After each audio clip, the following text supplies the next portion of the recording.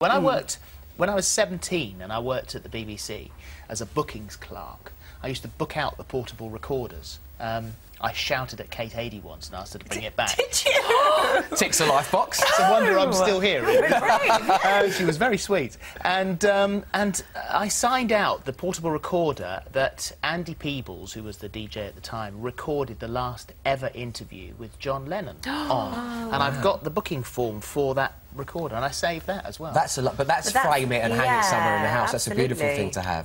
Can I also point out to anyone at the BBC who may be watching that I am fully aware that by taking that booking form, I wasn't following normal procedure. Which is why you're now on ITV. He said from the rival TV station.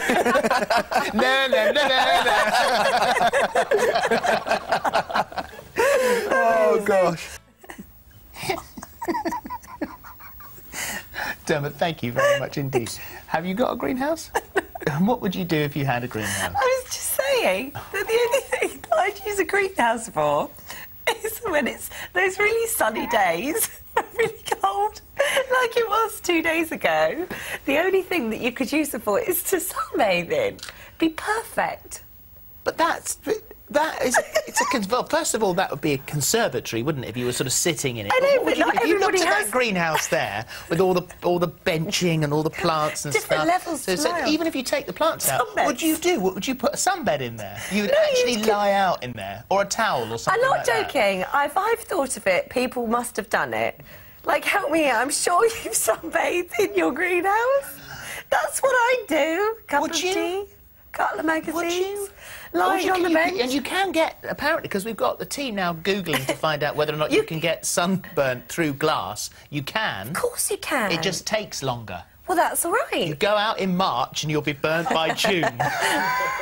You joke, Phil, you joke. I know I'm not alone. Help me, people. Well, we were talking about the UFOs earlier on, and Andy from Bishop Auckland says, I took this on my phone. Yeah, I know. Well, listen, well, let's just see what the response is, shall we? This is... Look at that! That's a plane! Well, there are those... Oh, I see. He took this on his phone a couple of weeks ago. It's not a plane, is it?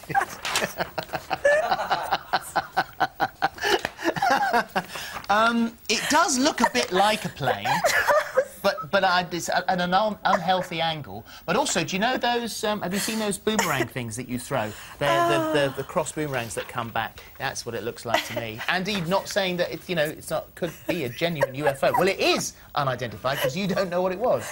So no, it works. There we are.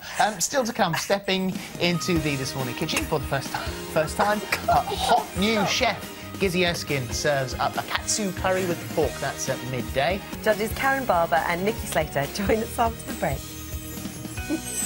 Welcome back. Welcome back. We're just looking at your tweets here, which there's lots on labels. Hate labels. Very annoying, says Miss LJ.